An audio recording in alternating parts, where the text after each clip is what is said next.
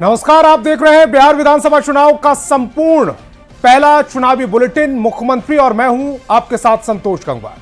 तो चलिए बिना देरी के शुरू करते हैं बिहार विधानसभा चुनाव से जुड़ा सबसे महत्वपूर्ण बुलेटिन। मुख्यमंत्री लालटेन वालों ने जंगल राज दिया, अब हम लोग कभी उसके साथ नहीं जा सकते हैं।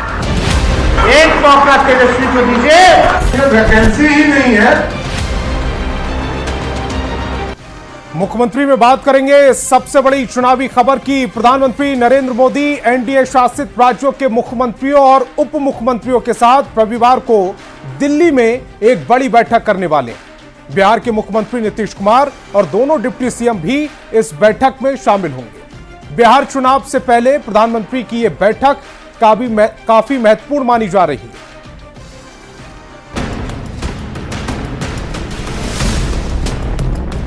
दिल्ली के अशोका होटल में रविवार को एनडीए के दिग्गजों का महाजुटान होने वाला है। प्रधानमंत्री नरेंद्र मोदी की अध्यक्षता में रविवार को एनडीए शासित सभी 21 राज्यों के मुख्यमंत्री और उप मुख्यमंत्री शामिल होंगे। इस बैठक में रक्षा मंत्री राजनाथ सिंह, गृह मंत्री अमित शाह और बीजेपी के राष्ट्रीय अध्यक्ष जेपी नड्डा भी मौजूद रहेंगे। बैठक है जो समय पहले था, अब थोड़ा सा आगे और बढ़ेगा, तो उसी में जाएंगे, उसी के लिए कल एनडीए की बैठक में मुख्यमंत्री एनडीए की इस बड़ी बैठक में राज्यों के साथ देश के विकास पर महामंथन होगा। ये पहली बार देश के अंदर इतनी व्यस्तम कार्यक्रम के बाद प्रधानमंत्री हर स्टेट के विकास के लिए इस तरह से बैठक लेकर के निर्देशित भी करते हैं हर स्टेट के अच्छे हुए कामों को। सूत्रों के मुताबिक इस बैठक में केंद्र सरकार की तरफ से आतंकवाद और आतंकवाद विरोधी भारत के अभियान को लेकर जानकारी दी जाएगी। ऑपरेशन सिंदूर पर भी इस बैठक में जानकारी दी जा सकती है। सूत्र ये भी बताते हैं कि जातीय जनगणना कराने की सरकार के फैसले के बारे में भी इस बैठक में जानकारी दी जाएगी। इस बैठक में उन तमाम मुद्दों पर चर्चा कर एक स्थिति स्पष्ट की जाएगी जिससे एनडीए शासित राज्यों में बेहतर तरीके से सरकार की उपलब्धि को जनता तक पहुंचाया जा सके। केंद्र सरकार के नक्सल के खिलाफ जारी अभियान को लेकर सरकार के दृढ़ संकल्प पर भी बैठक में बात हो सकती है। बैठक में शामिल हो रहे मुख्यमंत्री नीतीश कुमार की पार्टी जेडीयू को इस बैठक से काफी उम्मीदें हैं। कल की इस बैठक से भी बिहार को अपनी बातें रखने का अवसर होगा और हमें उम्मीद है बहुत सारी हमारी जो अपेक्षाएं हैं उस पर प्रधानमंत्री श्री नरेंद्र मोदी जी अवश्य विचार। नीतीश कुमार अमूमन इस तरह की बैठक से दूर रहते हैं। इस बार उनकी मौजूदगी एनडीए में ऑल इज वेल का संदेश दे रही है, खासकर जब इस साल के आखिर में बिहार में चुनाव होने को है। सरकार की तरफ से भी बहुत सारी योजनाओं के बारे में जानकारी दी जाएगी और खास तौर से ऑपरेशन सिंदूर जो हुआ उसके बारे में भी जानकारी सरकार की तरफ से दी जा सकती है। कैमरामैन अप्पू पाठक के साथ अमितेश सिंह, न्यूज 18 दिल्ली। मुख्यमंत्री में आगे बढ़ेंगे। बिहार के स्वास्थ्य मंत्री मंगल पांडे और जन स्वराज के संयोजक प्रशांत किशोर के बीच इन दिनों काफी तीखी बहस चल रही। पहले पीके ने मंगल पांडे पर हमला बोला, फिर मंगल पांडे ने पलटवार किया तो पीके ने उन्हें बड़बोला नेता बता दिया। सवाल है कि आखिर मंगल पांडे और पीके के बीच चल क्या रहा है। यही पर जनता मंगल पांडे जी कौन है? स्वास्थ्य मंत्री मंगल जानते हैं कौन? प्रशांत किशोर और मंगल पांडे के बीच ये क्या हो रहा है? यह सवाल इसलिए उठ रहा है क्योंकि स्वास्थ्य मंत्री मंगल पांडे और प्रशांत किशोर के बीच इन दिनों लगातार बयानों के तीर चल रहे हैं। पहले पीके ने कहा कि वो स्वास्थ्य मंत्री के तौर पर मंगल पांडे को नहीं जानते।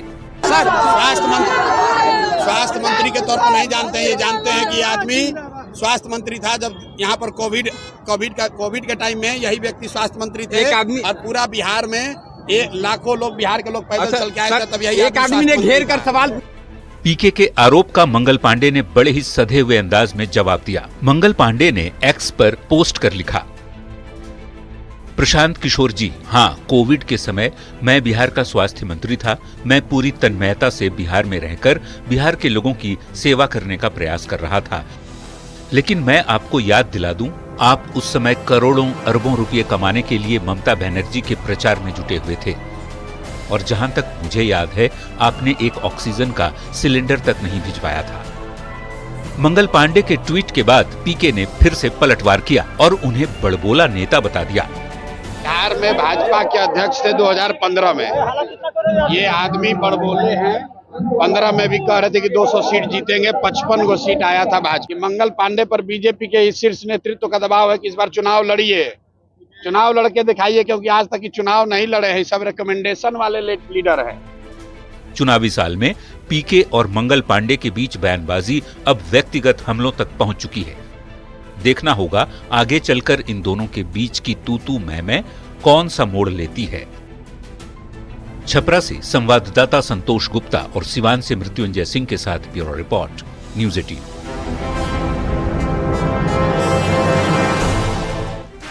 केंद्रीय मंत्री चिराग पासवान की पार्टी अपने नेता को दलित नेता की छवि से बढ़कर बिहार के नेता के रूप में स्थापित करना चाहती है। इसे लेकर पार्टी ने प्रस्ताव भी पास किया, जिसमें यह तय हुआ कि एलजेपी रामविलास अपनी स्वतंत्र पहचान के साथ चुनाव लड़ेगी। एनडीए में रहकर एलजेपी रामविलास की अपनी पहचान बनाने की इस कोशिश पर अब सियासत भी जोर पकड़ रही है।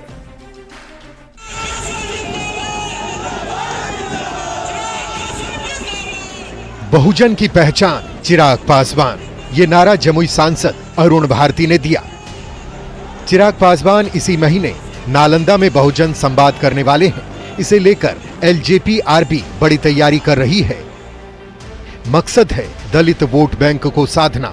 चिराग पासवान एनडीए के लिए एक बड़ा दलित चेहरा है, जिसे खूब भुनाया जाता है, पर उनकी पार्टी अब उन्हें सिर्फ दलित नेता के तौर पर नहीं देखना चाहती।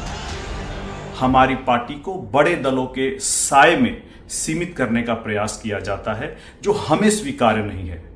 देखिए, हमारा एक अलग दल है, हमारी एक अपनी विचारधारा है, हमारी एक अपनी अलग सोच है और हमारा एक अलग पहचान है, जिसके साथ हम चुनाव में जाना चाहते हैं।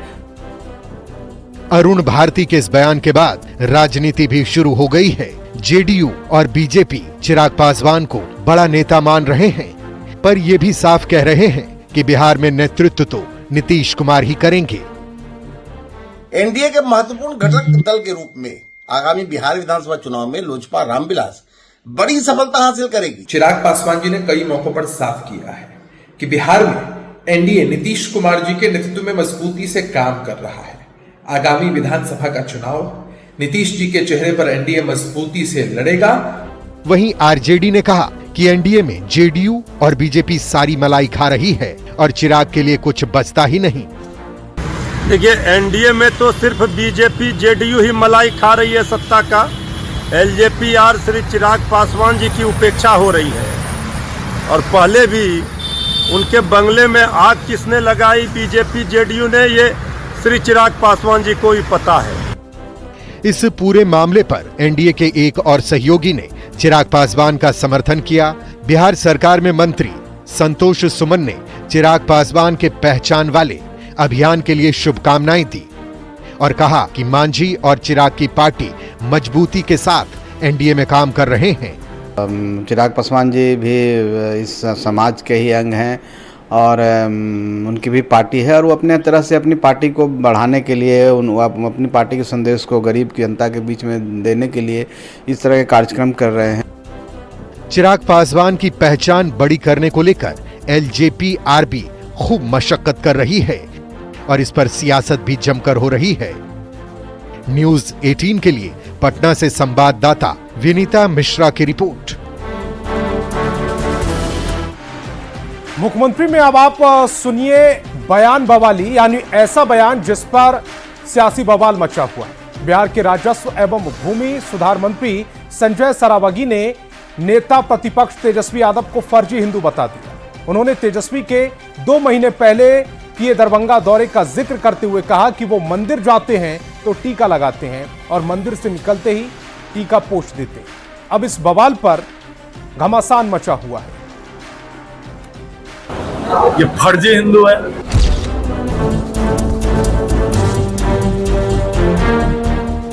ये तस्वीर 22 मार्च की है, करीब 2 महीने पुरानी, पर इस तस्वीर पर अब एक नई सियासी बहस शुरू हो गई है। बिहार सरकार के राजस्व एवं भूमि सुधार मंत्री संजय सरावगी ने आरोप लगाया है कि तेजस्वी यादव फर्जी हिंदू हैं।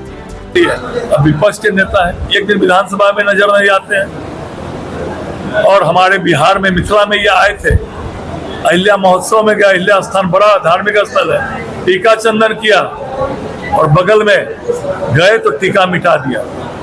ये फर्जी हिंदू है, जरूरत पड़ने पर मंदिर जाते हैं, अब जाने बाहर निकल के टीका मिटाते हैं। संजय सरावगी का बयान आते ही बवाल मच गया। एनडीए तेजस्वी पर सनातन के अपमान का आरोप लगा रहा है, तो विपक्ष का आरोप है कि बीजेपी धर्म के नाम पर लोगों को गुमराह कर रही है। तेजस्वी जी तो असली सांप्रदायिक हैं।